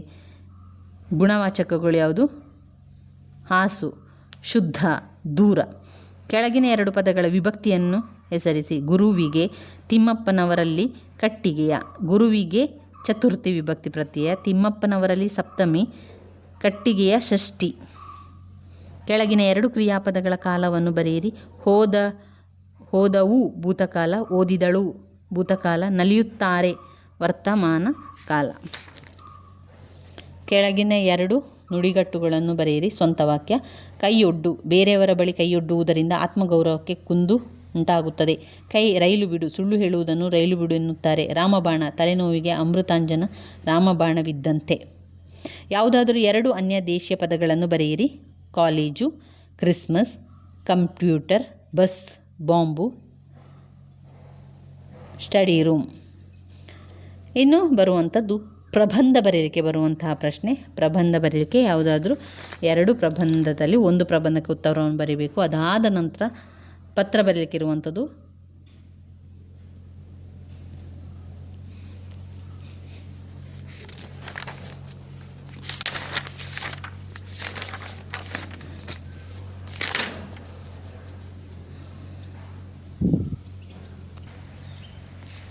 ಯಾವುದಾದರೂ ಒಂದು ವಿಷಯದ ಕುರಿತು ಪ್ರಬಂಧ ಬರೆಯಲಿಕ್ಕೆ ಹೇಳಿದ್ದಾರೆ. ಇಲ್ಲಿ ಬಂದಿರುವಂಥ ಪ್ರಬಂಧದ ಪ್ರಶ್ನೆಗಳು: ವಿದ್ಯಾರ್ಥಿ ಜೀವನದಲ್ಲಿ ಸಾಂಸ್ಕೃತಿಕ ಚಟುವಟಿಕೆಗಳ ಮಹತ್ವ. ಮತ್ತೊಂದು ಪ್ರಶ್ನೆ, ಪ್ಯಾರಿಸ್ ಒಲಿಂಪಿಕ್ನಲ್ಲಿ ಭಾರತೀಯ ಕ್ರೀಡಾಪಟುಗಳ ಸಾಧನೆ. ಒಂದು ಆಟೋಟದ ಬಗ್ಗೆ ಕೇಳ್ತಾರೆ, ಇನ್ನೊಂದು ಜನರಲ್ ಆಗಿರುವಂಥ ವಿಷಯಗಳ ಬಗ್ಗೆ ಅವರು ಪ್ರಬಂಧ ಕೇಳುವಂಥದ್ದು. ಇಲ್ಲಿ ವಿದ್ಯಾರ್ಥಿ ಜೀವನದಲ್ಲಿ ಸಾಂಸ್ಕೃತಿಕ ಚಟುವಟಿಕೆಗಳ ಮಹತ್ವ. ವಿದ್ಯಾರ್ಥಿಯ ಸರ್ವಾಂಗೀಣ ವ್ಯಕ್ತಿತ್ವದ ವಿಕಾಸವೇ ನಿಜವಾದ ಶಿಕ್ಷಣ. ಪಠ್ಯದ ಚಟುವಟಿಕೆಗಳೊಂದಿಗೆ ಪಠ್ಯೇತರ ಚಟುವಟಿಕೆಗಳು ವಿದ್ಯಾರ್ಥಿಯ ಪ್ರತಿಭೆಯನ್ನು ಹೊರಹಚ್ಚಲು ಪೂರಕವಾಗಿದೆ. ಪಠ್ಯೇತರ ಚಟುವಟಿಕೆಗಳಲ್ಲಿ ಕ್ರೀಡೆ ಮತ್ತು ಸಾಂಸ್ಕೃತಿಕ ಚಟುವಟಿಕೆಗಳು ಬಹಳ ಮುಖ್ಯವಾದವುಗಳು. ಸಾಂಸ್ಕೃತಿಕ ಕಲೆಗಳಲ್ಲಿ ಆಸಕ್ತಿ ತೋರದ ಜನರ ಕೊಂಬು ಬಾಲಗಳಿಲ್ಲದ ಪ್ರಾಣಿಗಳಿಗಿಂತ ಕಡೆ ಎಂಬ ಸುಭಾಷಿತವು ಸಾಂಸ್ಕೃತಿಕ ಚಳುವಳಿಗಳ ಮಹತ್ವವನ್ನು ಸಾರುತ್ತದೆ. ಸಾಂಸ್ಕೃತಿಕ ಚಳುವಳಿಗಳೆಂದರೆ ಸಂಗೀತ, ನೃತ್ಯ, ಅಭಿನಯ, ಚಿತ್ರಕಲೆ, ಸಾಹಿತ್ಯ, ಹಾಡುಗಾರಿಕೆ ಇತ್ಯಾದಿ ತನ್ನ ಒಳಗಿನ ಕಲಾ ಪ್ರಕಾರಗಳು. ಇವುಗಳನ್ನು ಪ್ರದರ್ಶಿಸುವ ಮೂಲಕ ತನ್ನ ಅಭಿವ್ಯಕ್ತಿ, ಪ್ರತಿಭೆ, ಚಿಂತನೆಗಳನ್ನು ತೋರಿಸಿ ತಾನೂ ಆನಂದಿಸಿ ಇತರರು ಸಂತೋಷ ಪಡುವಂತೆ ಮಾಡುವರು. ಒಟ್ಟಾರೆ ಮನೋರಂಜನೆಯೊಂದಿಗೆ ತನ್ನ ಕಲಾಭಿವ್ಯಕ್ತಿಯ ಸೃಜನಶೀಲತೆಯ ಅನಾವರಣ. ಸಾಂಸ್ಕೃತಿಕ ಚಟುವಟಿಕೆಗಳ ಗುರಿ ಪ್ರತಿಯೊಬ್ಬರೂ ವಿಭಿನ್ನವಾಗಿರಿಸಲು ಸಾಂಸ್ಕೃತಿಕ ಚಟುವಟಿಕೆಗಳಲ್ಲಿ ಭಾಗವಹಿಸಬೇಕು. ಮನುಷ್ಯ ಬುದ್ಧಿ ಮತ್ತು ಮನಸ್ಸುಗಳ ಸಂಗಮ. ಪಠ್ಯದ ವಿಷಯಗಳಿಂದ ಬುದ್ಧಿ ವಿಕಾಸವಾದರೆ ಸಾಂಸ್ಕೃತಿಕ ಚಟುವಟಿಕೆಗಳಿಂದ ಮನಸ್ಸು ವಿಕಾಸವಾಗುತ್ತದೆ. ಇದು ಮನುಷ್ಯನನ್ನು ಇತರೆ ಜೀವ ಸಂಕುಲಗಳಿಂದ ವಿಭಿನ್ನವಾಗಿರಿಸುತ್ತದೆ. ಕಲಾ ಮಾಧ್ಯಮಗಳನ್ನು ಮೈಗೂಡಿಸಿಕೊಂಡಾಗ ವ್ಯಕ್ತಿ ಸಮಾಜದ ಇತರ ಜೀವಗಳೊಂದಿಗೆ ಉತ್ತಮವಾಗಿ ಸಂವಹಿಸಲು, ಭಾವನಾತ್ಮಕವಾಗಿ ಬೆರೆಯಬಲ್ಲ, ಸಹೃದಯನಾಗಿ ಮನಸ್ಸಿನ ಕ್ಲೇಶಗಳನ್ನು ಮರೆತು ಬದುಕಬಲ್ಲ. ಹೀಗಾಗಿ ಸಾಂಸ್ಕೃತಿಕ ಚಟುವಟಿಕೆಗಳು ಎಲ್ಲ ಸಂಸ್ಕೃತಿಗಳಿಗೆ ದಾರಿ ತೋರುವ ದಾರಿದೀಪಗಳಾಗಿದೆ. ಸಾಂಸ್ಕೃತಿಕ ಚಟುವಟಿಕೆಗಳಲ್ಲಿ ಪಾಲ್ಗೊಳ್ಳುವುದರಿಂದ ದೇಹ ಮನಸ್ಸು ಪ್ರಫುಲ್ಲಗೊಂಡು ಮಾನಸಿಕ ಶಾಂತಿ ಲಭಿಸುತ್ತದೆ. ಜೊತೆಗೆ ಕಲಾವಿದರಾಗಿಯೂ ರೂಪುಗೊಂಡು ಬದುಕನ್ನು ರೂಪಿಸಿಕೊಂಡ ಉದಾಹರಣೆಗಳು ಸಾಕಷ್ಟಿದೆ. ಪದವಿ ಪೂರ್ವ ಶಿಕ್ಷಣದ ಸಾಂಸ್ಕೃತಿಕ ಚಟುವಟಿಕೆಗಳಲ್ಲಿ ಹವ್ಯಾಸಕ್ಕೆ ಭಾಗವಹಿಸಿದ ಗಣೇಶ್ ಎಂಬ ವಿದ್ಯಾರ್ಥಿ ಇಂದು ಕನ್ನಡ ಚಲನಚಿತ್ರದಲ್ಲಿ ಗೋಲ್ಡನ್ ಸ್ಟಾರ್ ಗಣೇಶ್ ಆಗಿರುವುದೇ ಉದಾಹರಣೆಯಾಗಿರುವಂಥದ್ದು. ಅದೇ ರೀತಿ ಅನೇಕ ಕಲಾವಿದರು ಇಂದು ಜೀವನೋಪಾಯದ ದಾರಿಯನ್ನೇ ಸಾಂಸ್ಕೃತಿಕ ಕಲೆಗಳನ್ನು ಮಾಡಿಕೊಂಡಿರುವುದು ಅವುಗಳ ಮಹತ್ವವನ್ನು ಸಾರುತ್ತದೆ. ಸಾಂಸ್ಕೃತಿಕ ಚಟುವಟಿಕೆಗಳು ಹಣ ಸಂಪಾದನೆಯ ಮಾರ್ಗವಾಗುವ ಜೊತೆಗೆ ಸಾಮಾಜಿಕ ಮನ್ನಣೆಯನ್ನು ಕೂಡ ನೀಡಿದೆ. ಅಂತಾರಾಷ್ಟ್ರೀಯ ಗೌರವಗಳನ್ನು ತಂದುಕೊಟ್ಟಿದೆ. ವಿದ್ಯೆಯಲ್ಲಿ ಹಿಂದುಳಿದರೂ ಕಲಾಭಿವ್ಯಕ್ತಿಯಲ್ಲಿ ಮೇರು ಸಾಧನೆ ಮಾಡಿದ ಡಾಕ್ಟರ್ ರಾಜ್ಕುಮಾರ್, ಗುಬ್ಬಿ ವೀರಣ್ಣ, ಪ್ರಭುದೇವ್, ಹಂಸಲೇಖ, ಪಿಟೀಲ್ ಚೌಡಯ್ಯ ಮುಂತಾದವರನ್ನು ಮರೆಯಲು ಸಾಧ್ಯವೇ? ಇವರ ಈ ಸಾಧನೆಗೆ, ಪ್ರಸಿದ್ಧಿಗೆ ಸಾಂಸ್ಕೃತಿಕ ಚಟುವಟಿಕೆಗಳ ಅವರಿಗಿದ್ದ ಆಸಕ್ತಿಯ ಮೂಲ ಕಾರಣವಾಗಿರುವಂಥದ್ದು. ಯಾವುದೇ ನಾಡಿನ ಹಿರಿಮೆ ಇರುವುದು ಹಣದಿಂದಲ್ಲ, ಅದರ ಸಾಂಸ್ಕೃತಿಕ ಪರಂಪರೆಯಿಂದ, ಅಲ್ಲಿನ ಸಾಂಸ್ಕೃತಿಕ ಕಲೆಗಳಿಂದ. ಅದಕ್ಕಾಗಿ ರಾಜ್ಯಗಳ ನಡುವೆ, ರಾಷ್ಟ್ರಗಳ ನಡುವೆ ಸಾಂಸ್ಕೃತಿಕ ಸಮ್ಮಿಲನ ಕಾರ್ಯಕ್ರಮಗಳು ಜರುಗುವುದು. ಈ ಪ್ರಕಾರಗಳು ಮನುಷ್ಯನಿಗೆ ಮುಖ್ಯವಾಗಿ ನೆಮ್ಮದಿಯನ್ನಿಡುತ್ತದೆ. ಹಾಗೆ ಸಾಂಸ್ಕೃತಿಕ ಚಟುವಟಿಕೆಗಳ ಅಗತ್ಯ ಹಿಂದೆಂದಿಗಿಂತಲೂ ಇಂದು ತುಂಬ ಅಗತ್ಯವಾಗಿದೆ. ಇನ್ನು ಬಂದಿರುವಂಥ ಪ್ರಬಂಧದ ಪ್ರಶ್ನೆ, ಪ್ಯಾರಿಸ್ ಒಲಿಂಪಿಕ್ಸ್ನಲ್ಲಿ ಭಾರತೀಯ ಕ್ರೀಡಾಪಟುಗಳ ಸಾಧನೆ ಏನು? ಮನುಷ್ಯನಿಗೆ ಅಧ್ಯಯನ ಎಷ್ಟು ಮುಖ್ಯವೋ ಕ್ರೀಡಾ ಚಟುವಟಿಕೆಗಳು ಅಷ್ಟೇ ಮುಖ್ಯ. ಕ್ರೀಡೆಗಳನ್ನು ಆಡುವುದರಿಂದ ಶಾರೀರಿಕ ಶಕ್ತಿಯು ವೃದ್ಧಿಯಾಗುವುದರ ಜೊತೆಗೆ ಮಾನಸಿಕ ಶಕ್ತಿಯ ವಿಕಾಸವಾಗುತ್ತದೆ. ಈ ರೀತಿಯ ಚಟುವಟಿಕೆಗಳನ್ನು ಹೊಂದಿರುವಂತಹ ಮನುಷ್ಯರಲ್ಲಿ ಸದಾ ಚೈತನ್ಯ ತುಂಬಿ ಹರಿಯುತ್ತಿರುತ್ತದೆ. ವಿಶ್ವದಲ್ಲಿ ಎಲ್ಲ ಕಡೆ ಸಹ ಈ ಕ್ರೀಡೆಗಳಿಗೆ ವಿಶೇಷ ಮಹತ್ವ ನೀಡಲಾಗಿದೆ. ಕ್ರೀಡೆ ಒಂದು ನಿರರ್ಥಕ ಕ್ರಿಯೆಯಾಗಿರದೆ ಮನುಷ್ಯನ ಮಹತ್ವಪೂರ್ಣ ಸ್ವಾಭಾವಿಕ ಪ್ರಕ್ರಿಯೆಯಾಗಿದೆ. ಸದೃಢ ಮನಸ್ಸಿಗೆ ಸದೃಢ ಶರೀರ ನಿರ್ಮಾಣವಾಗುವುದು ಕ್ರೀಡೆಗಳಿಂದ ಮಾತ್ರ ಸಾಧ್ಯ. ಆದ್ದರಿಂದ ನಮ್ಮ ದೇಶದ ಕ್ರೀಡಾಪಟುಗಳು ಒಲಿಂಪಿಕ್ ಕ್ರೀಡೆಗಳಲ್ಲಿ ಭಾರತ ದೇಶಕ್ಕೆ ತಮ್ಮದೇ ಆದ ಕಾಣಿಕೆಯನ್ನು ನೀಡಿರುವುದು ಸಂತೋಷಕರ ವಿಷಯವಾಗಿದೆ. ಒಲಿಂಪಿಕ್ ಇದು ಒಂದು ಅಂತಾರಾಷ್ಟ್ರೀಯ ಕ್ರೀಡಾಕೂಟ. ಇದು ಅನೇಕ ಕ್ರೀಡೆಗಳನ್ನು ಒಳಗೊಂಡಿದೆ. ಈ ಕ್ರೀಡಾಕೂಟವನ್ನು ಬೇಸಿಗೆಯ ಕ್ರೀಡಾಕೂಟ ಹಾಗೂ ಚಳಿಗಾಲದ ಕ್ರೀಡಾಕೂಟಗಳೆಂದು ವರ್ಗೀಕರಿಸಲಾಗಿದೆ. ಈ ಎರಡೂ ಕ್ರೀಡಾಕೂಟಗಳನ್ನು ಪ್ರತಿ 4 ವರ್ಷಗಳಿಗೊಮ್ಮೆ ಆಯೋಜಿಸಲಾಗುತ್ತದೆ. ಒಲಿಂಪಿಕ್ನಲ್ಲಿ ಭಾರತೀಯರ ಹಿನ್ನಡೆಗೆ ಹಲವಾರು ಕಾರಣಗಳನ್ನು ಕಾಣಬಹುದು. ಒಲಿಂಪಿಕ್ನಲ್ಲಿ ಭಾರತದ ಪ್ರದರ್ಶನವು ಭಾರತೀಯರಿಗೆ ಮತ್ತು ನಮ್ಮ ದೇಶದ ಒಂದು ಅವಮಾನಕರವಾದ ಸಂಗತಿಯಾಗಿದೆ. ಇದಕ್ಕೆ ಕಾರಣ ಒಲಿಂಪಿಕ್ನಲ್ಲಿ ಭಾರತದ ಕಳಪೆ ಪ್ರದರ್ಶನ ಮತ್ತು ದೇಶದಲ್ಲಿ ಕ್ರೀಡಾಪಟುಗಳಿಗೆ ಸರಿಯಾದ ತರಬೇತಿ, ಅಭ್ಯಾಸದ ಅವಧಿಗಳ ಮೂಲಸೌಕರ್ಯವಿಲ್ಲ. ಅಷ್ಟೇ ಅಲ್ಲದೆ ನಮ್ಮಲ್ಲಿ ತಂದೆ ತಾಯಿಯರು ತಮ್ಮ ಮಕ್ಕಳನ್ನು ಡಾಕ್ಟರ್, ಇಂಜಿನಿಯರ್, ವಕೀಲರಾಗಿ ನೋಡಲು ಬಯಸುತ್ತಾರೆ ಹೊರತು ಕ್ರೀಡಾಪಟುಗಳಿಗೆ ಅಲ್ಲ. ಏಕೆಂದರೆ ಕ್ರೀಡಾಪಟುಗಳಿಗೆ ಅವರ ನಂತರದ ಜೀವನದಲ್ಲಿ ಯಾವುದೇ ಥರದ ನಿರಂತರ ಆದಾಯದ ಮೂಲ ಇರುವುದಿಲ್ಲ. ಅಲ್ಲದೆ ನಮ್ಮ ಸರ್ಕಾರ ಕೂಡ ಕ್ರೀಡೆಗಳಿಗೆ ಯಾವುದೇ ರೀತಿಯ ಬೆಂಬಲವನ್ನು ನೀಡುವುದಿಲ್ಲ. ಇಂದು ಕ್ರಿಕೆಟ್ ಎಂಬ ಆಟವು ಮಿಕ್ಕ ಎಲ್ಲ ಆಟಗಳನ್ನು ಮೀರಿ ತಮ್ಮ ದೇಶದಲ್ಲಿ ಮುನ್ನಡೆ ಹೊಂದಿರುವುದು ನಿಮ್ಮೆಲ್ಲರಿಗೂ ಗೊತ್ತಿರುವ ವಿಷಯವಾಗಿದೆ. ಇಂತಹ ಹಲವು ಕಾರಣಗಳಿಂದ ನಮ್ಮ ದೇಶ ಒಲಿಂಪಿಕ್ ಕ್ರೀಡೆಯಲ್ಲಿ ಅಗ್ರಸ್ಥಾನಕ್ಕೇರಲು ಸಾಧ್ಯವಾಗಲಿಲ್ಲ.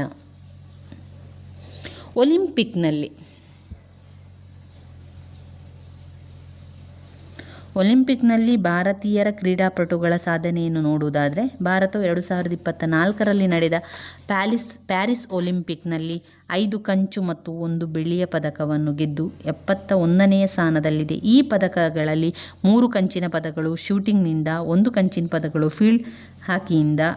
ಫೀಲ್ಡ್ ಹಾಕಿಯಿಂದ, ಕಂಚಿನ ಪದಕ ಕುಸ್ತಿಯಿಂದ, 1 ಬೆಳ್ಳಿಯ ಪದಕ ಅಥ್ಲೆಟಿಕ್ಸ್ನಿಂದ ಬಂದಿದೆ.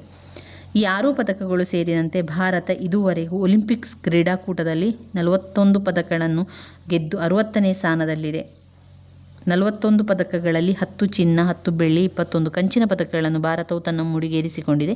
ಒಟ್ಟಿನಲ್ಲಿ ಭಾರತವು ಒಲಿಂಪಿಕ್ನಲ್ಲಿ ಕಳಪೆ ಪ್ರದರ್ಶನ ಕಂಡರೂ ಸಹ 41 ಪದಕಗಳನ್ನು ತಂದುಕೊಟ್ಟ ಕ್ರೀಡಾಪಟುಗಳಿಗೆ ನಾವು ಗೌರವವನ್ನು ಸೂಚಿಸುತ್ತಾ ಅವರನ್ನು ನೆನಪಿಸಿಕೊಳ್ಳಬೇಕು. 2018ರ ಸಮಗ್ರ ಶಿಕ್ಷಣ ಅಭಿಯಾನದ ಅಡಿಯಲ್ಲಿ ಇಂದು ಶಾಲಾ ಕ್ರೀಡೆಗಳನ್ನು ಬೆಂಬಲಿಸುವ ಮೂಲಕ 4 ಪ್ರಮುಖ ವಿಧಾನಗಳನ್ನು ಒಳಗೊಂಡಿದೆ. ಎಲ್ಲ ಶಾಲೆಗಳಿಗೆ ಕ್ರೀಡಾ ಸಲಕರಣೆ ಒದಗಿಸುವುದು ಕ್ರೀಡಾ ಶಿಕ್ಷಣ ಪಠ್ಯಕ್ರಮದ ಅವಿಭಾಜ್ಯ ಅಂಗವಾಗಿರಬೇಕು. ಶಾಲೆಯ ಪಠ್ಯಕ್ರಮದಲ್ಲಿ ಕ್ರೀಡೆಯ ಪ್ರಸ್ತುತತೆ ಒತ್ತಿ ಹೇಳಲು ಯೋಜನೆಯಡಿಯಲ್ಲಿ ಕ್ರೀಡಾ ಸಲಕರಣೆಗಳ ಪೂರೈಕೆ, ಖೇಲೋ ಇಂಡಿಯಾ ಕಾರ್ಯಕ್ರಮಕ್ಕೆ ಬೆಂಬಲ ನೀಡುವುದು. ಇದಲ್ಲದೆ ಕ್ರೀಡೆಯನ್ನು ಪ್ರೋತ್ಸಾಹಿಸುವುದಕ್ಕೆ fit India movement, national talent search ಸ್ಕೀಮ್ಗಳಂತಂದು ರೂಪುರೇಷೆಗಳನ್ನು ನೀಡುವುದು. ಕೆಳಮಟ್ಟದ ಕ್ರೀಡಾಪಟುಗಳನ್ನು ಪ್ರೋತ್ಸಾಹಿಸುವುದು ಮತ್ತು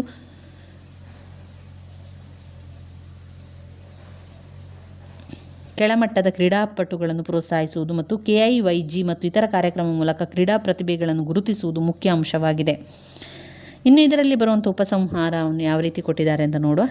ಈ ಒಂದು ಪ್ರಬಂಧವನ್ನು ಗಮನಿಸಿ. ಕೊನೆಯಲ್ಲಿ ಹೇಳುವುದಾದರೆ, ನಮ್ಮ ದೇಶದಲ್ಲಿ ಕ್ರೀಡಾಪಟುಗಳಿಗೆ ಮೂಲಸೌಕರ್ಯ ಮತ್ತು ಬೆಂಬಲ ಇಲ್ಲದಿರುವುದರಿಂದಾಗಿ ಅವರು ಹಿಂದುಳಿದಿದ್ದಾರೆ. ಹೀಗೆ ಅಮೆರಿಕ, ಜಪಾನ್, ಚೀನಾ ದೇಶಗಳಲ್ಲಿ ಕ್ರೀಡಾಪಟುಗಳನ್ನು ಉತ್ತೇಜಿಸಲು ಆ ದೇಶಗಳು ಬೆಂಬಲ ಮಾಡುತ್ತದೆ ರೀತಿಯಾಗಿ ನಾವುಗಳು ಸಹ ಕ್ರೀಡಾಪಟುಗಳಿಗೆ ಆಹಾರ ನೀಡಬೇಕು. ಈ ರೀತಿಯಾಗಿ ಅವರಿಗೆ ನಾವು ಸರಿಯಾದ ಸೌಕರ್ಯಗಳನ್ನು ಕೊಟ್ಟು ಪ್ರೋತ್ಸಾಹಿಸಿ, ಕ್ರಿಕೆಟ್ ಆಟದಂತೆ ಎಲ್ಲ ಕ್ರೀಡೆಗಳಿಗೂ ಆದ್ಯತೆಯನ್ನು ಕೊಟ್ಟರೆ ನಮ್ಮ ದೇಶದಲ್ಲಿ ಎಲ್ಲ ಕ್ರೀಡೆಗಳಲ್ಲೂ ಕ್ರೀಡಾಪಟುಗಳು ಮುಂದೆ ಬರಲು ಸಾಧ್ಯವಾಗುತ್ತದೆ. ಎಲ್ಲರೂ ಒಂದೇ ರೀತಿಯಿಂದ ಸಾಮರಸ್ಯವಾಗಿ ಕ್ರೀಡಾಪಟುಗಳನ್ನು ಬೆಂಬಲಿಸಿದರೆ ಮುಂದೆ ಬರುವ ಒಲಿಂಪಿಕ್ಸ್ನಲ್ಲಿ ಭಾರತ ಉನ್ನತ ಮಟ್ಟಕ್ಕೇರಲು ಸಹಕಾರಿಯಾಗುತ್ತದೆ. ಇನ್ನು ಬರುವಂತಹ ಪ್ರಶ್ನೆ ಪತ್ರವನ್ನು ಬರೆಯಲಿಕ್ಕಿರುವಂಥದ್ದು. ಒಂದು ಪ್ರಶ್ನೆ ತಂದೆಗೆ ಬರೆಯಲಿಕ್ಕಿರುವಂತಹ ಪ್ರಶ್ನೆ, ಮತ್ತೊಂದು ಶಾಲೆಗೆ ರಜೆ ಅರ್ಜಿಯನ್ನು ಕೋರಿ ಪತ್ರವನ್ನು ಬರೆಯುವಂಥದ್ದು. ಮೋಹನ ಅಥವಾ ಸುನಂದ PUC ದ್ವಿತೀಯ PUC ಮದರ್ ತೆರೇಸಾ ಪದವಿ ಪೂರ್ವ ಕಾಲೇಜು, ಜಗಳೂರು, ದಾವಣಗೆರೆ. ಈ ವಿಳಾಸದಲ್ಲಿರುವವರು ನೀವೆಂದು ಭಾವಿಸಿ ರಾಜಶೇಖರ, ಕಾರಂತ ರಸ್ತೆ, ಲಕ್ಷ್ಮೀಪುರ, ಬ್ರಹ್ಮಾವರ ತಾಲೂಕು, ಉಡುಪಿ ಜಿಲ್ಲೆ. ಈ ವಿಳಾಸದಲ್ಲಿ ವಾಸವಿರುವ ನಿಮ್ಮ ತಂದೆಗೆ ಪ್ರವಾಸಕ್ಕೆ ಹೋಗಲು ಹಣ ಮತ್ತು ಅನುಮತಿಯನ್ನು ಕೋರಿ ಪತ್ರವನ್ನು ಬರೆಯುವಂಥದ್ದು. ಇಲ್ಲಿ ಮೋಹನ C ದ್ವಿತೀಯ PUC ಮದರ್ ತೆರೇಸಾ ಪದವಿ ಪೂರ್ವ ಕಾಲೇಜು, ಜಗಳೂರು. ಇಲ್ಲಿ ನಿಮ್ಮ ವಿಳಾಸವನ್ನು ಬರೀಬೇಕು. ನಂತರ ಕ್ಷೇಮ ಶ್ರೀ ತೀರ್ಥರೂಪರವರಿಗೆ. ಈ ಮೊದಲೇ ನಾನು ನಿಮಗೆ ತಿಳಿಸಿರುವಂತೆ ತಂದೆಗೆ ಪತ್ರವನ್ನು ಬರಿತಾ ಇದ್ದೀರಿ ಅಂತಂದರೆ ತೀರ್ಥರೂಪರವರಿಗೆ ಅಂತ ಹಾಕಬೇಕು. ತಾಯಿಗೆ ಆದರೆ ಮಾತೃಶ್ರೀ ಅವರಿಗೆ ಅಂತ ಹಾಕುವಂಥದ್ದು. ಅದು ಒಂದು ರೀತಿಯಾಗಿರುವಂಥದ್ದು.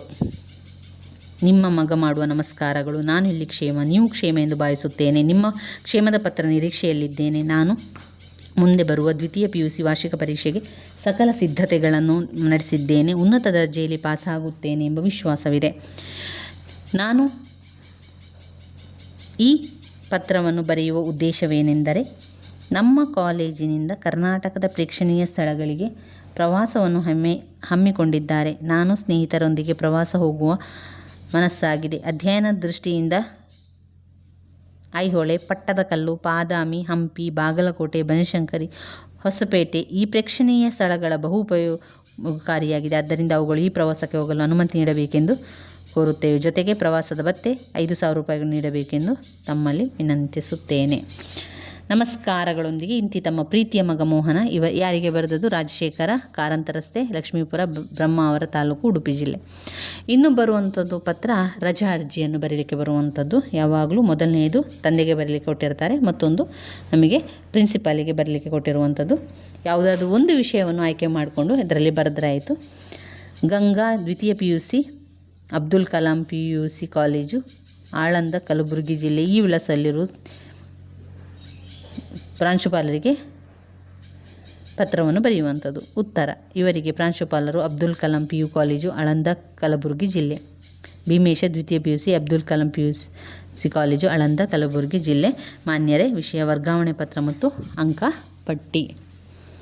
ಭೀಮೇಶ ಎಂಬ ಹೆಸರಿನ ನಾನು 2023-24ನೇ ಸಾಲಿನಲ್ಲಿ ದ್ವಿತೀಯ PUC ವಿಜ್ಞಾನ ವಿಭಾಗದಲ್ಲಿ ವ್ಯಾಸಂಗ ಮಾಡುತ್ತಿದ್ದೇನೆ.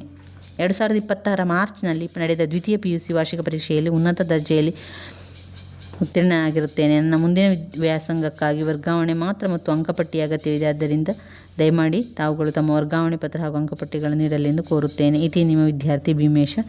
ವಂದನೆಗಳೊಂದಿಗೆ. ಇವಿಷ್ಟು ಎರಡರಲ್ಲಿ ಒಂದನ್ನು ಕೊಟ್ಟಿರುವಂಥ ಪ್ರಬಂಧವಾಗಿದೆ. ಇವಿಷ್ಟು ಆದರೆ ಆಯಿತು. ಇನ್ನು ಮುಂದಿನ ವಿಡಿಯೋದಲ್ಲಿ ನಾವು ಮಾದರಿ ಪ್ರಶ್ನೆ ಪತ್ರಿಕೆ 2 ನೋಡುವ. ಆ ಮಾದರಿ ಪ್ರಶ್ನೆ ಪತ್ರಿಕೆ 2ರಲ್ಲಿ ಕೂಡ ನೀಲನಕ್ಷೆಯನ್ನು ಕೊಟ್ಟಿದ್ದಾರೆ. ಮಾದರಿ ಪ್ರಶ್ನೆ ಪತ್ರಿಕೆಯಲ್ಲಿ ಯಾವ ರೀತಿ ನೀಲನಕ್ಷೆಯನ್ನು ಕೇಳಿದ್ದಾರೆ ಅಂತ ಇದರಲ್ಲಿ ನೋಡ್ಕೊಳ್ಳಿ ಸ್ನೇಹಿತರೆ.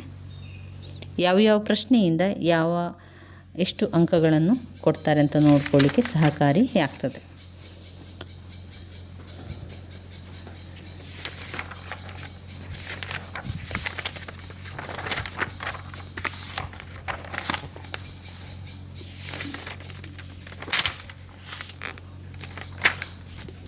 ಮಾದರಿ ಪ್ರಶ್ನೆ ಪತ್ರಿಕೆ 1 ಆಗಿರುವಂಥದ್ದು. ನನ್ನ ವೀಡಿಯೋಸ್ ಎಲ್ಲ ನಿಮಗೆ ಇಷ್ಟ ಆಗಿದ್ದರೆ ಲೈಕ್ ಕೊಡಿ, ಶೇರ್ ಮಾಡಿ, ಸಬ್ಸ್ಕ್ರೈಬ್ ಮಾಡಲಿಕ್ಕೆ ಮರಿಬೇಡಿ ಸ್ನೇಹಿತರೆ. ಧನ್ಯವಾದಗಳು.